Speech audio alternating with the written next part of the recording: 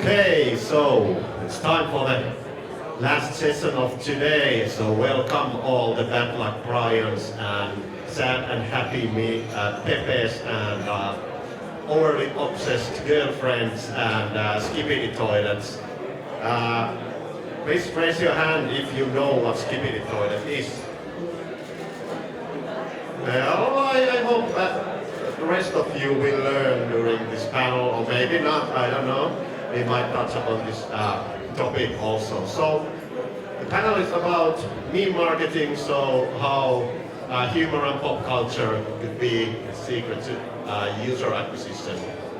We more like, we like the memes, so we are talking a lot about memes, but of course there are some references to pop culture, hopefully too.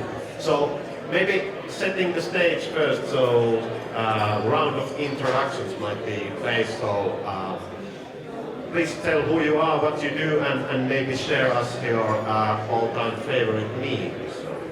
Starting from Jani. Yeah, I can start. So, my name is Jani. I'm one of the founders and the COO, so the most boring position in the company, but somebody needs to do that at Geek Lab. So we are doing App Store optimization and user acquisition, and that's why I kind of professionally know about memes, but on my personal life, I'm even more investigated to that. And I knew that there's going to be a question about my all-time favorite meme, and I've been thinking that now a couple of days, and I don't have a direct answer because all of those are bad ones. Like not bad ones, but the things that you don't want to say on the stage with the badge on work environment. So if you want to ask, come after this panel. But maybe the best ones are coming from Office TV series. So if you know the Knack Knack joke there, that's one good. But then the maybe most describing me is the classic meme where the dog is in the middle of the fire and there's the bubble, I'm fine. That's usually most accurate for me. Great. Hi everybody, my name is Alina. I'm the director at Devoted Studios. I've been around in video games for 13 years. I mainly do business development, working ex-dev for more than 7 years now. So I run partnership with Devoted, we do co-dev and end-to-end art production. I was always into mobile, I was always into mobile player myself, and most importantly, I was always into humor. I actually think like everything we do here should be very fun. And whenever I see any sort of like a really nice, fun twist, I'm like, okay, now let's talk further about that. So my favorite meme, I don't know, I've sent Odo like 5 of my favorite memes and I cannot choose. So also, how do you describe memes? You should show them, right? Maybe Olga can help me quickly.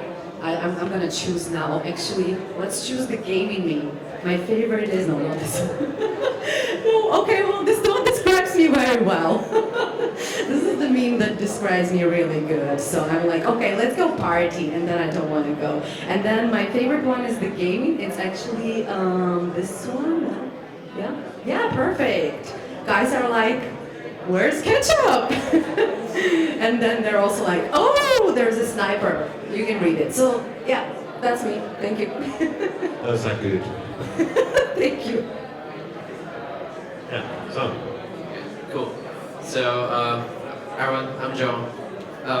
First off, this is a fucking ugly photo of mine that they use. I don't know where they got it. As you see, I'm actually look better than. That's the AI version of you. Yeah, blend AI. I also bear a title of director, so I'm the director of operations at Tunas. So we are one of the largest independent robot studio on the platform. We've done so many things from, and I think every game we made is a meme. So I think that's a good way how to describe it. And plus, the CEO trusts the wrong person on the job. So like so we love just making more memes. My personal favorite is just I think like Duolingo really captured that, like back in the day when they, plot at, the deaths of, Duo, the mascot, and buy the Cybertruck. And also just involve that in the viral moment of Dua Lipa. So I think it's a perfect play of like capture right the main marketing, like what the essence of that. So yeah, that's me. Hi everyone. Okay, maybe I tell a couple of words about myself. I'm not the one who should be speaking here, but I might end up speaking. So my name is Otto, and I work at Fingersoft as a head of player acquisition and monetization. So in my team, there's like everything from the user acquisition campaigns, ASO, to IAP and ad monetization. And we also have data people also in my team, so quite a lot on the table. Yeah, my favorite memes, well, there's so many. I'm a very old school guy on memes, but I must say hi to Ben Harold. I guess you know Harold. There are two reasons. First would be that this guy has made himself like a living meme. So he understood like, hey, there's a stock photo of him like spreading around the internet. So this guy decided to start going around. Like I've seen him in Gamescom, for example. So this one, and another thing is that pretty much this is the pretty much only guy who has took it so far that we actually have like our Fingersoft community, like Hilton Racing community, people order from Harold a video, like a couple of second video where he says like Fingersoft sucks,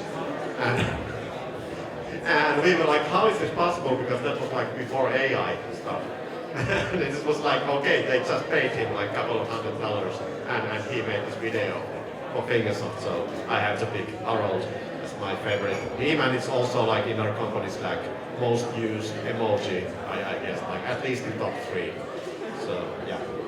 So that is about me. So maybe going into the basics a little bit, kind of like how would you like define meme marketing overall, what it is, and if you have any like an example of like a good meme or pop culture marketing campaign that has like stick to your mind, so you can share also. Yeah, I can start. What it really means from my point of view is nowadays most of the marketing is related to memes, because memes, as everybody mentioned here, they are pretty broad thing nowadays. It's not only the picture with the text nowadays. It can be trending video, it can be anything which is viral.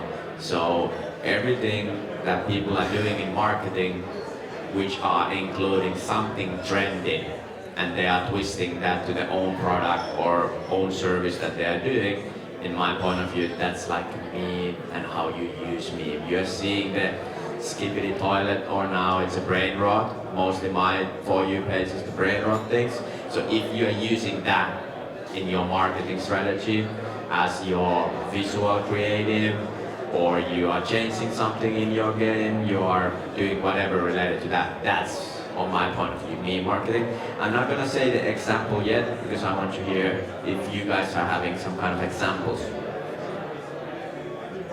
Are we going one by one? Sure. I was about We to. can, but we don't have to. Yeah, that's fine. I'm fine because I think what comes to my head is indeed something that's more broad than just memes. Indeed, that's trends, and it's humor. And the examples I had were just actually about a Devoted Fusion platform that we just launched.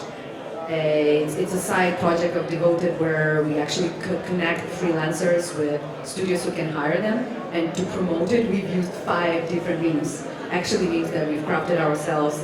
And they're all about a little pathetic and a little, with a little sense of self-irony, which I think the launch was last week, right? So it's still quite early, but overall, I think it has to be on point with trends, on point with, having the emotional trigger around it, and then it escalates. I love viral stuff, so if you can share more viral examples, like that are massive, super curious to learn on those and to hear more, because to me sometimes very simple things from the first side, they resonate the most. And I'm like, how does that work? Why the most simple phrase or joke took so much attention and, not necessarily positive, but sometimes a lot of discussion. So that is interesting for me to maybe brainstorm and bring this up. Okay, what about you, John? Good. I want to ask a question for the audience here. So raise your hand if you love like watching like a scripted, content update from your favorite game. Like just talk about very formula like stuff like what's going on for this update, blah blah blah. Like raise your hand if you like that kind of stuff. I don't see quite a lot. I think I think that's kind of the essence of like here. So from like an emotional standpoint, I think main marketing is basically a way of tapping someone's emotion, especially like under this such macro that no one had the patience for anything like longer than 5 minutes, right? No one reads anymore. No one like watch like long form videos. Main content is something that like you share the context, you share like what you know, and you immediately tap into someone's like that deep mind of like what he and she can connect you with. I think that's a really powerful tool and weapon of like do marketing well because you're establishing an emotional connection. From like a practical standpoint, I think like for me marketing is that it gives you a way and a weapon for you to tap into a new audience. So like your usual content update only reach to like this many users of your existing group. From like a practical standpoint, meme marketing lets you connect to people who know this meme, and if you add a twist of say right with the IP, then you actually unlock just more audience, just automatically. So free money, very high ROI. I think that's how I see it. And that was also like a good point related the hook, because nowadays we don't have the capabilities to focus more than 3 seconds because of the social media, TikTok, what we're doing all the time. And a couple years ago it was much more common to see mobile games advertising with those kind of fake ads that the gameplay is looking fully different than the real game is looking, and that was the hook back then. But we know how it's going now, so it's still there, but it's a little bit different. And nowadays, on my point of view, the hook is the meme. So people are using the meme as a hook, and then they are going to the gameplay. So if the meme or the hook is related to the game, even a little, that's a great way to do it. Or then it just can be tension. And you get tension, you can see how everything is working with the meme, but I think the hook nowadays is the meme, and how good you can do it, you are better. I was going to add one point on top of that. So like when we talk about like impression, it actually means that you're upper funnel marketing. So like when you have a really good hook, it means like you're targeting a large group of people in the audience who know the hook. But if you want to like tap into the gameplay, that mostly involves like the call to action. So people like need to jump to game or do some action that really the essence of your marketing convey. So like that's how I interpreted that. Yeah, and you are fully correct, because if the meme and the gameplay is not on the line, then it's different. And because on our position, because for those who don't know, we have the UA tool and we are working with the companies to help the scale with the UA. So first of all, you need to find the best ad on ROAS point of view, so which is giving you the best kind of audience and the money back. Most probably they don't have a good hook. They are most probably the gameplays that are selling the story. So we have one client, maybe people know, my supermarket simulator, being pretty trendy game, one of the most downloaded game in the last 6 months. So one of the ads that we did with them had a meme as a hook, and because it's a supermarket game, I don't know if people remembers old meme that the young guy was singing in a Walmart or yodeling in a Walmart. So we used that as a hook because it's related to the supermarket, and that was the first ROAS positive campaign for that specific game with 11 million downloads per month. So sometimes it's just about finding the hook and the meme for the ROAS positive ad, because if you are only using the memes as an advertisement, then you're just only trying to get visibility on my point of view. And this is more for Otto, because you guys are having a couple pretty big games. So sometimes you're looking for visibility and sometimes you're looking for the audience, right?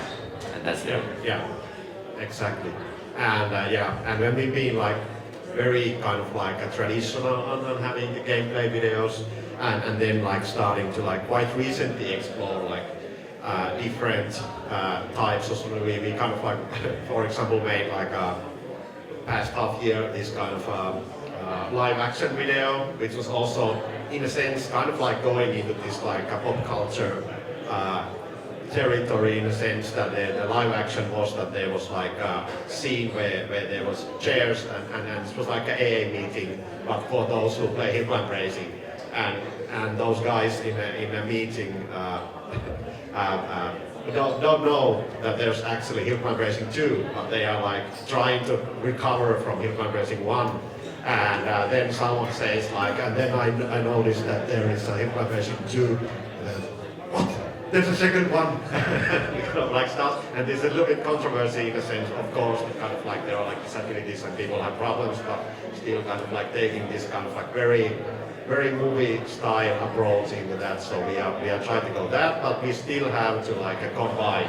So that is kind of like what you said, that you cannot have only like a meme or kind of like a pop culture reference. It doesn't fly, but you need to have also something to maybe the kind of like the gameplay video or even a playable ad with that. So then it starts working and you get the like actual instance from that. But I wanted to also ask like what there was the hook, that's obviously one. But Alina, do you have like, for example, other like what would be like key elements of like a good and successful campaign in this genre, like being like humor and pop culture and memes?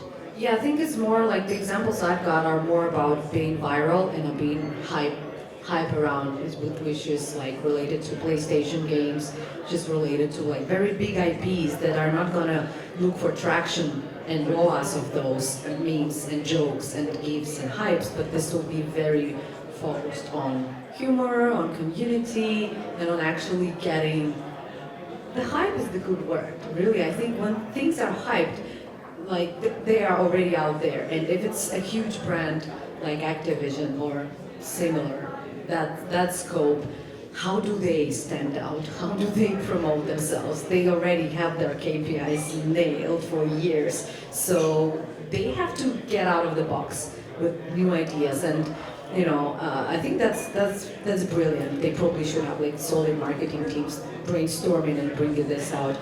You know, there's a lot of other scandalistic examples, I guess, that come to my head.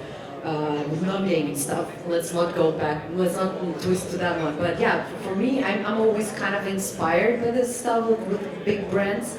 I don't know how good are the KPIs though. Maybe they are not gonna be doing it all the time because, yeah, how do you measure that? You know, it's like, okay, let's bring this up. Let's be everywhere, all over the place, so everyone, you know, it's like, oh, I heard about this and that. I'm gonna check this out. So yeah. Yeah, how do you actually like make sure that it feels like authentic and it is not forced or cringe? So, any ideas on that? Yeah, that's maybe the beauty of the memes, even in a personal life. Because when your mom is sending a meme to you, it's probably already outdated meme and it's not funny because it's not authentic. So the same thing goes when you are doing marketing with memes. As Otto mentioned, it needs to be authentic.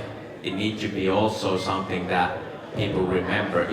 Don't need to be like a trending or fully new meme. It can be meme that people remember, because nowadays memes is also having the nostalgic moment. But you need to connect the dots with what you are doing, because if you're just putting the random thing there, which is funny and which is the hook, and then it's your game and it doesn't make any sense, it's not working and it's not authentic. So it's own art, on my point of view, to connect the dots. I was gonna say, like, I think for really want to like test out how, go back to your users, so go back to your community, like, so like suss out like what people like and don't like from your Reddit. If you have a Reddit group, that's amazing. If you don't have one, start building like a Discord group like right now. And you know, the audience of your game was understand like what kind of the tolerance level, you know, they have. Some of the audience who feel so attached to the game might not like, you know, the idea of like, you know, just putting the trendy, the meme content, you know, onto your face. So the best approach here would be like maybe like using, you know, like a meme channel, like just for just to test the water, right? See how it goes, see how people react to those, and just give people the freedom.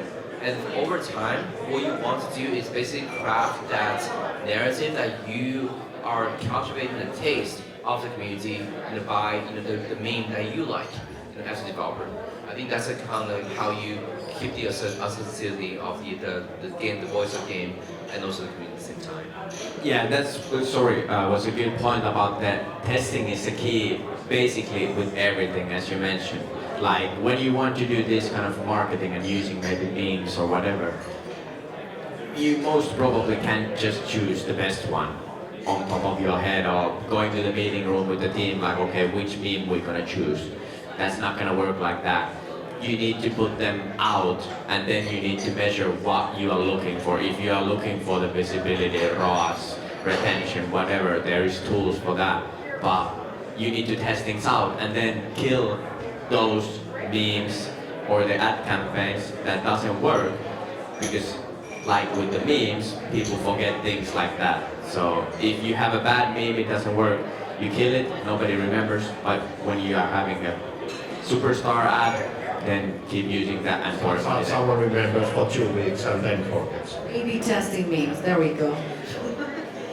And yeah, actually, I just wanted to say a couple of things. First,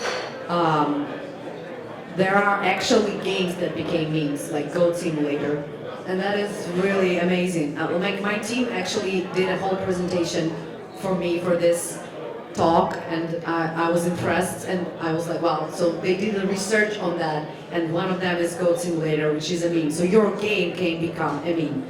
Honestly, love it. The second thing, like what you were just saying, like test it and delete and destroy the bad one. It's A/B testing the memes. And how do you get inspired? Like at Devoted, we have Monday memes. In Slack group, in random Slack group, we just send memes every Monday, at least, okay? So it doesn't have to be only Monday, but I really find it inspiring and amazing just if you're working on a game, then why not use it as an inspiration, as a marketing tool, as a viral hype tool, and there you go. So it can be that simple, and it's like you have to be with your meme campaign. You have to be like this fun friend at the party, dropping a joke or two, like making everyone's attention, holding it, twisting it, and then going to the next one.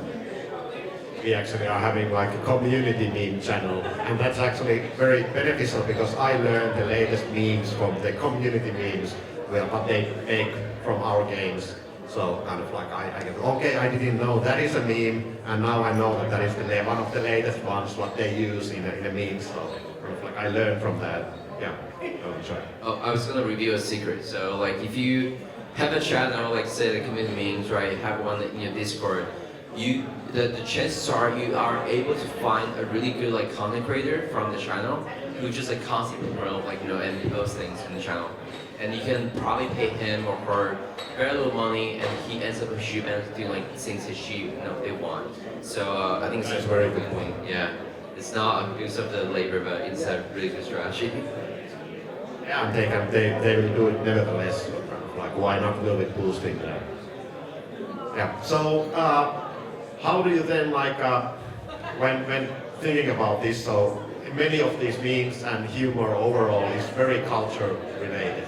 So how do you make sure that kind of like, do you localize somehow? Do you think like, okay, this meme how can you even say that okay, this meme is for America and this meme is for Southeast Asia, or do you really have to think about the markets where are you going? Because it can be super offensive on one market and 1,000 kilometers some other direction, it's super fun. So do you have any ideas of this, how to approach this? Yeah, I can start because we are doing lots of ASO and A/B testing for all of our clients, and it's localization basically. So trying to match your storefronts to that specific country, because some things doesn't work in all the countries in the world. And I think because it's a cultural thing and every country is having their own trends and own memes, so there is those which are global that you can use for the broad audience. Usually in the United States or tier 1 countries you can use the same memes because people are using the same platforms to look memes. But let's say that you're going towards like Asia, the memes are fully different because they are using fully different platforms. And we don't even might know that if you don't do the research and investigation. So yeah, localization, and it's based on the knowledge. The only thing, if you know that something is trending in a big country like German, it's best thing to do that you have a specific ads for specific audience, and if you can add that to the German culture, that's the best thing. But there's also limits how big is the audience, because I'm from Finland, like Otto is, so if you know the Finnish memes, not worth it. We have 5 million people, so don't localize there, but We having a beer here is like a most well-known Finnish meme.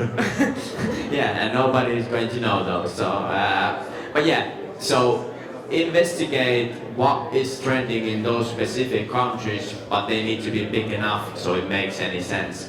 Because if it's super small, it's going to be local. Oh, I was gonna say like, you know, that's definitely a vision that we want to get to. So like make like localized content for each region. But we obviously don't have the budget and the power and the resources to do that. So like, Otto is having. Well, can use this money for sure. But you know, we obviously it's one the grand vision we want to get to. But I think practically standpoint, right, you want to basically capture right your biggest market where that is, and then you just produce the localized meme from there. So I think it's a good starting point. But obviously, in the long run, you want to make sure that you know your marketing efforts are localized and understandable by you know the regions for sure. And yeah, sorry, again jumping in because I got the idea. Danny, I will mute you soon. Yeah, hopefully somebody is going to do that. But yeah, that was a good point because you need to have working UA globally before you start to localize it, on my point of view. Because if you don't have a successful UA campaigns in the main markets, it doesn't going to change with the smaller markets. So first you need to know what to do, and then you can maybe go for the localization. That was a good point that I'm not going to mute you yet. Alina, do it. I have a cool example that my team brought up, which is related to two things. First, there is some sort of internet language, which doesn't necessarily is positive. Sometimes there is some negative hype around that. And the cool case study is they basically speak in this language. And there was a case where Ubisoft Brazil did, where they had really, really bad feedback about Assassin's Creed Shadows. And they, instead of actually, ignoring it, they took over two really famous influencers, Brazilian influencers, who were dressed as a very old school Japanese TV show that everyone used to love watching. And they completely twisted this negative community outcome with the amazing way, which is both localized because it's specifically related to Brazil, and then it's it's basically twisting it to the different side of a coin, and instead of people remembering in the crowd and community remembering it as a negative, they remember it as something that's really heartwarming for them. I love this, and I think it could be also a cool idea and an inspiration what to do if you have some sort of negative feedback. So let's squeeze all the lemons when we have the lemons. So let's make a lemonade when we have the lemons around.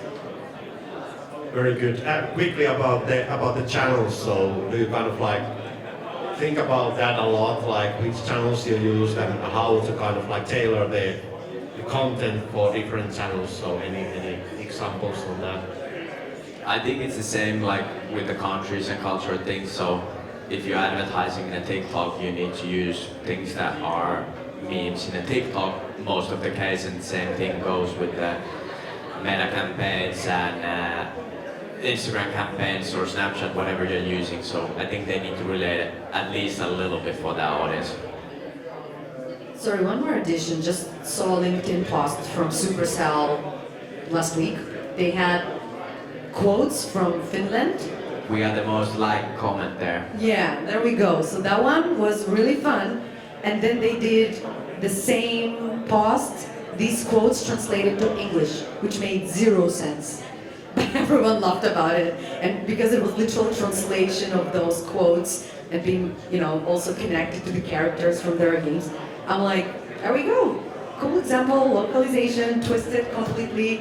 Yeah, so Yeah, we did that because it was translated Finnish sayings in English, which doesn't make any sense, and we have many of those because we are a Finnish company, but most of the people are like 50-50, so maybe half of us are Finnish. So we use a lot of sayings that are now working in English, but we're still using, and our company comment is the most liked in the Supercell, so you can go watch. It's Donkey Bridge, and Otto is the only one who can understand that. Yeah, I know that there are a couple more things over here, but other ones don't. Yeah. John, you have the. Okay. So I think my point on that was like, if you have a whole spectrum of platform you can deploy, say from Discord to always to LinkedIn, right? So if I would rate the scale, I would say maybe like Reddit would be the most hard, and so that you can go really deep on how that convoluted that meme is. And about like for the memes deployed on LinkedIn, you might just be on a structured service and just have like a national meme, like a chicken jockey, right? So that everyone see that the Minecraft movie that came out recently. So I think that's probably find the common denominator. So make sure that you tailor your meme to the platform and the audience you're trying to accomplish. As we tried that. I was talking to you all earlier that we tried that Suicide Symphony like meme. For one of the games, and ends up like no one knows that meme. It's about like dolphin trying to suicide and do the opposite of what Symphony wants to do, and that post got immediately removed by Instagram as a result. So like very bad PR and almost very bad because like all the time wastes on there. So I just like say like that's what I want to learn. So make sure you tailor your content for the platform. We are actually going into the direction where I wanted it to go a little bit on the like what Alina and John said, like about the risks, like also like your memes are so bad that you might become a meme, or even you get so bad backlash that kind of like your company might need to reorganize themselves because everything went so down with some like thing which you thought that was good. So how do you kind of like, what do you see, like what are the potential risks in this, like using humor and memes, and how to kind of like, how you can get to mitigate those? Yeah, about the risk, there's always a risk when you're using a humor. There's always a risk. And from my point of view, if you don't want to take the risk, you go with the most easiest one, most common one, most trending one, which are now mostly offending anyone. So just a classic trending meme that everybody knows. That's the easy way to go. Most probably all the companies are able to do that. But then if you want to do something fully different, you need to go a little bit darker side, and then you're always taking the risk. But I also like the idea that what Otto mentioned. If you're doing something super bad, you are becoming the meme, and then you need to own up the situation, because that's usually the best thing, that you are messing up something. It can even be a bug on mobile game, which comes a meme, and then you're using the meme. And then it's a feature, not a bug. Yes, so yeah. That's how we call it. Yeah, always a risk, always a risk. So if you're scared, don't use anything crazy. If you don't care, then you can use much more crazier stuff. Usually when you are using the biggest trends that are going around, you are pretty safe. Alina? I think it's very difficult not to offend anyone in this world. That's 100%. And also here comes the localization thing. When it's super fun in one I got country, offended by that. yeah, you can get offended by something like, or vice versa.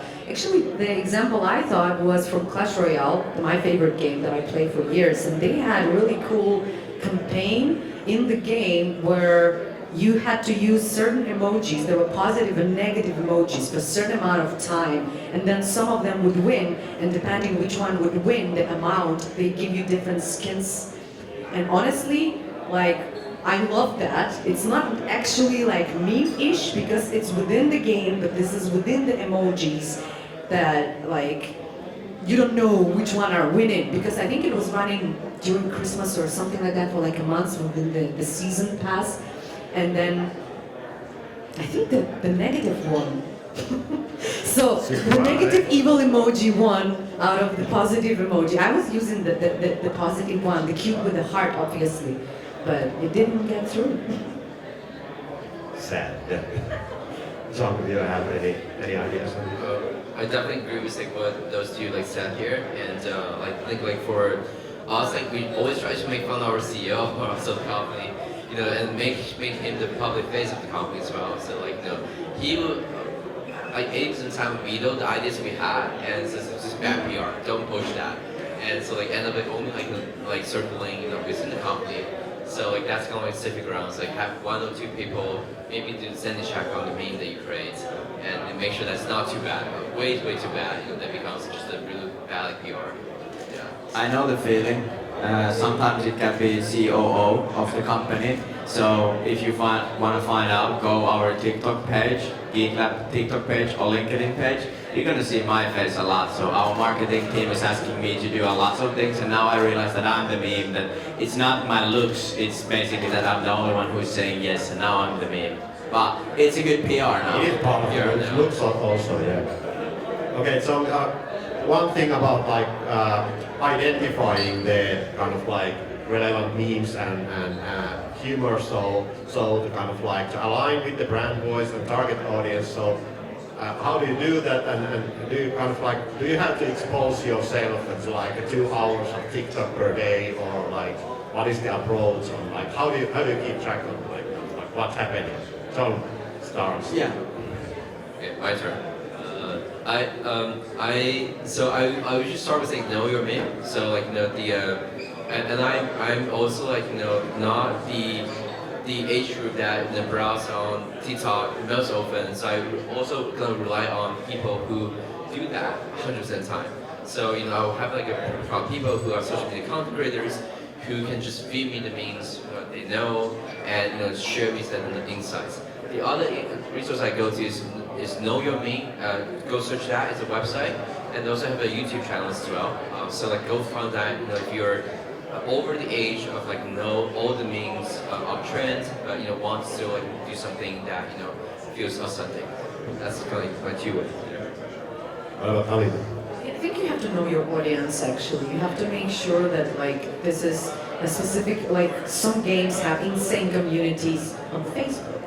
Millions of likes on their page, and they have live events happening there. They have memes, jokes around, and this and that. And then there are other communities like TikTok, Instagram. Like it really depends. It has to be tackled for every specific platform, I think. And yeah, it's actually curious, Otto, to hear your perspective on that too. Like if you could share any sort of like ideas on this. On like how much do I have to expose myself? I expose myself to the community, so Yeah, if you wish, for sure. I thought maybe a couple of stories on from Fingersoft, but yeah. maybe I will share after Jani. Yeah, what John was saying, like, on my point of view, you need to share it in the company. If you are that kind of company that you want to use marketing strategies, you can't ask that, okay, now you need to spend 2 hours of your day going through the TikTok and finding the memes, because there's people who don't care less, but they are still good at doing the marketing stuff they're doing.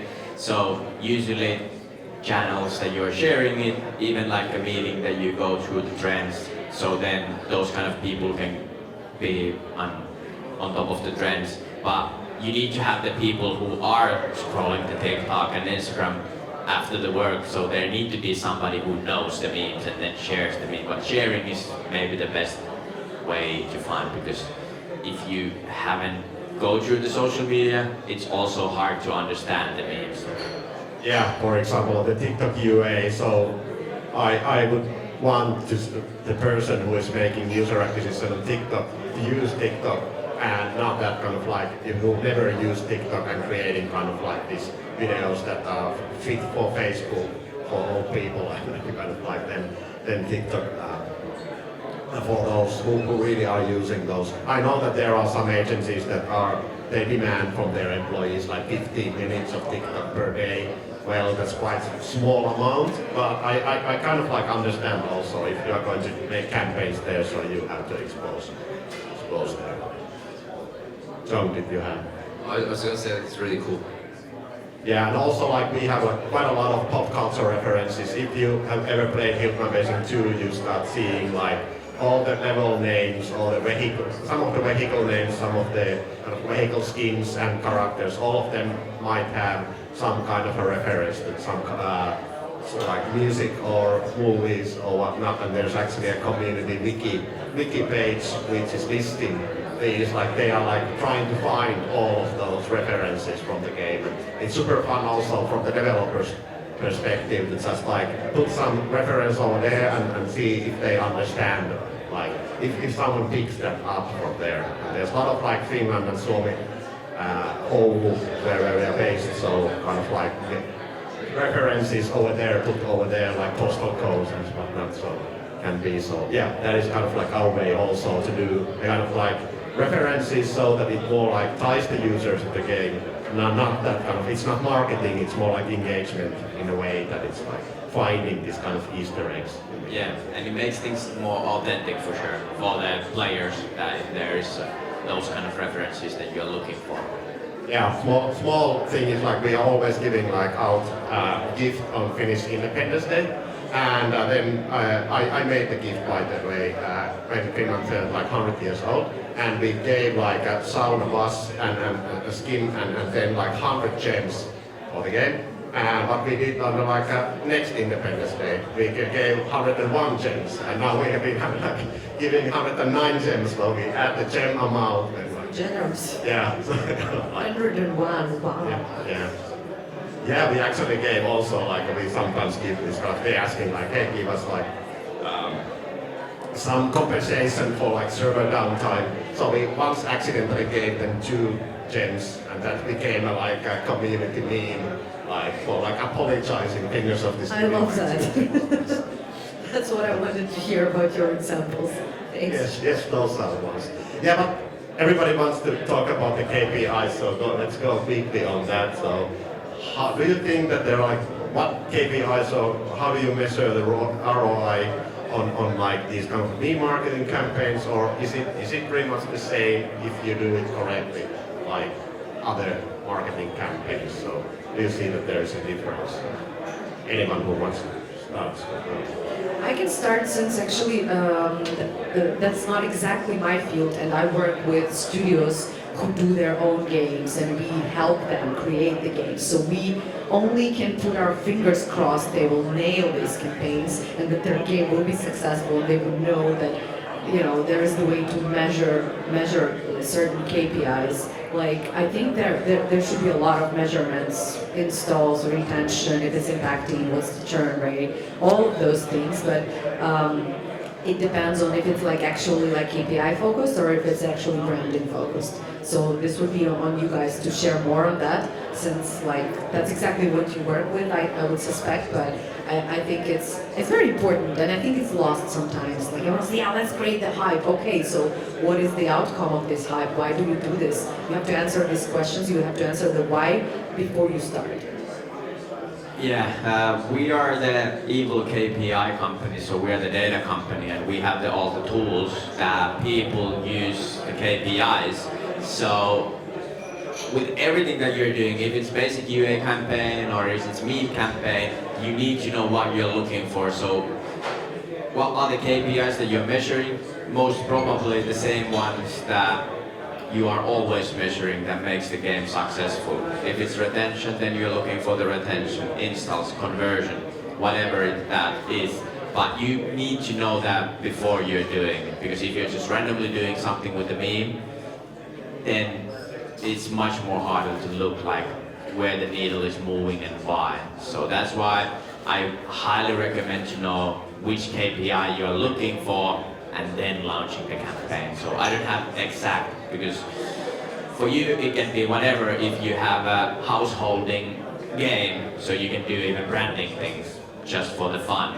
But then for the smaller company, they are always looking for the installs and things like that. I feel extremely good about myself after hearing this 2 out that we only measure by how many laughs you got from the company. That's the best Hypocrite. So we do that a lot, and but we also measure like the traditional like the upper funnel like measures so from engagement rate of the social media posts and just the views, so just the more traditional side. Obviously the platform, the Roblox do things differently than mobile games, so we don't have a lot of ways to tie attribution to the KPIs that we want to measure. So give some like category first.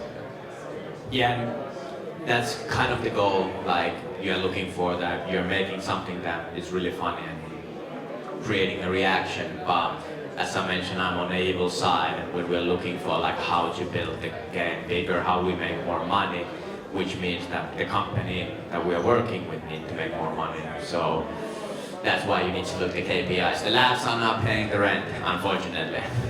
Not yet. Okay, then like going into looking a little bit to the future. So how do you see the future in the coming years? Like how the kind of like the whole field of memes and marketing is going to be evolving? We already have mentioned a couple of times Skibidi Toilet, which is like super random stuff and mostly generated by these two vowels AI. So is it going to be the direction, or how do you see or do you see kind of like the old school Velociraptors coming back, or is it going to be these kind of like youngster memes and we boomers are having our own? What do you think, Ali? I feel it's gonna escalate because so I'm going to do this twist that humor and memes overall are actually like here to help people to survive. So we have a lot of shit going on in the industry in the world, and the further we live, it feels like we need more of those campaigns, more of those humor, very traditional things that have to resonate with people, so they feel united, connected, they feel they can laugh and survive. I was reading a study for 50 pages, maybe like 3 or 4 years ago, about the culture of memes, and it exists. It's basically psychologically proven that humor and memes help people to cope with any difficulties, whatever are there, not necessarily in the world. So now applying this to gaming, like overall gaming is an entertainment industry. It's all about making fun and of course making money. So if we see these trends are here, if we see these campaigns are around, my bet, I predict is it is gonna escalate and it's gonna grow. It's gonna be more creative, more wild, more crazy. Curious to see what's gonna happen. Let's get back here in a year and discuss again. For sure. Yeah, I think that AI will take more and more about creating the memes, like Skibidi Toilet is a good example, but that's already, we had a chat, it's already like old. So old, but there were also toys of that. Yeah. Crazy.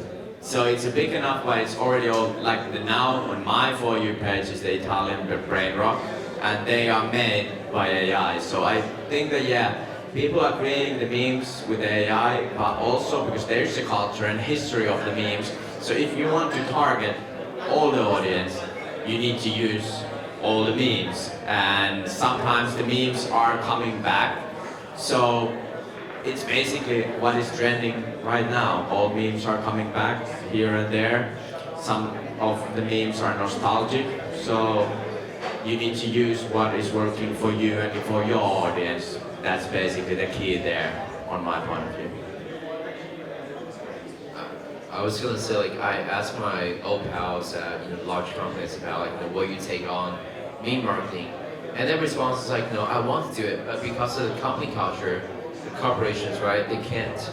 And I think like that's a really good reflection on like not taking yourself too seriously. I truly believe like we are in the business of making games, making entertainment, like what Alina said here.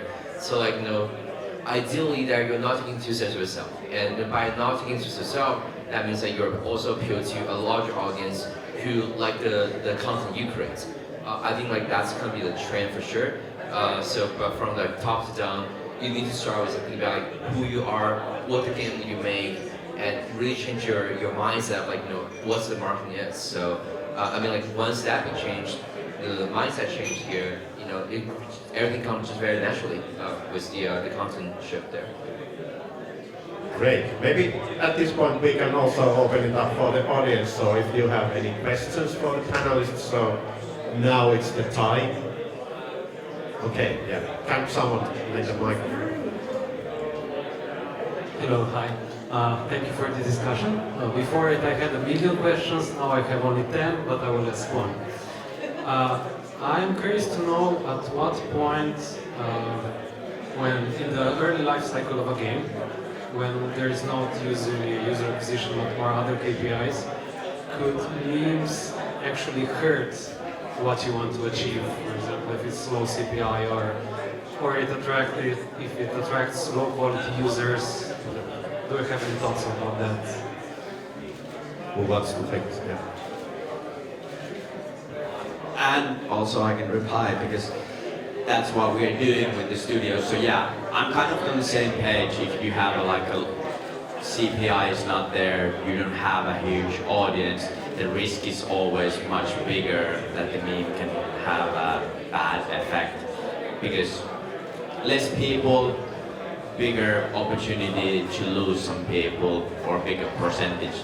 So yes, it's bigger gamble when the game is not that big. With a bigger game, it's not that big risk. But if you know your audience, it's more likely that you will be able to choose the right way to not harm your current players or your brand because you know what you're looking for. So kind of 50-50 think about fully on the same page that there is a risk for sure when the game is a little bit smaller on my point of view. I don't know you guys. You have a huge game, so Yeah, there are definitely risks, but when we think about if you are big enough, so also you can always say that I'm sorry and let's continue. So kind of like you can take it back. But with the smaller one, it can be like okay, you cannot take it back because you have nothing after that. So yeah, of course the damage can be bigger with the big one, but yeah, it's always balancing with this, in my opinion. Yeah, John. For a studio that we deploy, we launch mobile games a year. I would say like you are also able to craft what your audience like. So don't be afraid like putting out things there and just try things out because ultimately your audience is gonna be like the same, gonna like resonate on the same level of your own taste. So just to go back to testing, try to deploy, try to craft a culture that of your like personal preference.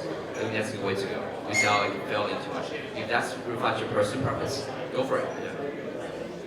I need to mention like because it came to my mind that usually when you're small and the budget is small, like the only way that you can beat the bigger ones who are having a bigger budget and having more eyeballs to see your ad with the small budget is the meme that goes kind of viral. So that's kind of the benefit being smaller because it's more likely to go viral than your basic ad because that's basically how much you are able to spend money. If you're spending €1,000, there is some companies that are spending millions, so you're competing against them. So meme more likely to get viral, to see more impressions.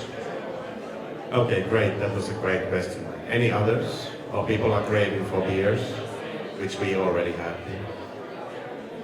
Okay, one more. Yeah.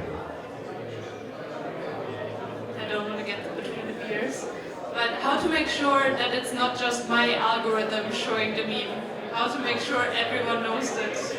And for example, this OER cat. I was at the office on Monday and I was like, have you seen it? It's so fun. And then there were 5 people looking at me like I'm the weirdest person on this planet. So any best practices for that? Actually, I don't have an answer for that because the algorithms are picking just like for you. Like the cat memes are always the best ones, so I keep on getting those too. But yeah, how do you make it as so big that the algorithm is picking it so that it's distributing to like different audiences? So that is definitely a challenge. But does someone have some ideas on this? I don't have a perfect answer for a question.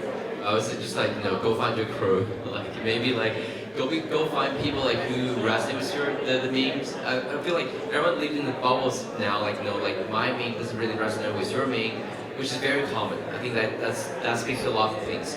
But I think like find the common denominators. Like so like Minecraft. Just go back to the chicken jockey one. Roblox and Minecraft share a lot of audience. So because of that reason, right, the chicken jockey once become the national meme, it has a very large audience to share with.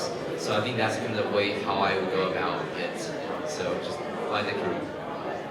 Yeah, basically echoing. So if you're telling the meme to your colleagues and they're looking at you weird, like what you're talking about, then you know that there is also people like you that know the meme. So then you know that with that meme, it will be like targeted audience still. But then when the meme becomes like worldwide thing, like John mentioned, like then everybody knows that meme, then it's for the broad audience, and then the impact is maybe it can be a little bit not that big because everybody knows, but then when it's smaller, maybe smaller people are seeing it, but they are reacting much more heavily because they are just in the loop. So that's my mentality. But yeah, I get the loop all the time when I'm telling the memes. Very good. I think we can start wrapping this up. So I was about to ask you guys like what meme describes you the best, but I will do it myself, that I will describe the panel with the meme. So I'm a fan of The Simpsons, and there's this where Bart is saying something like worst episode ever, and Homer is correcting like worst episode so far. So I can tell you like with this meme that the best panelists so far. So thank you everyone. Thank you for the audience. Thank you, Otto. Thank you so much.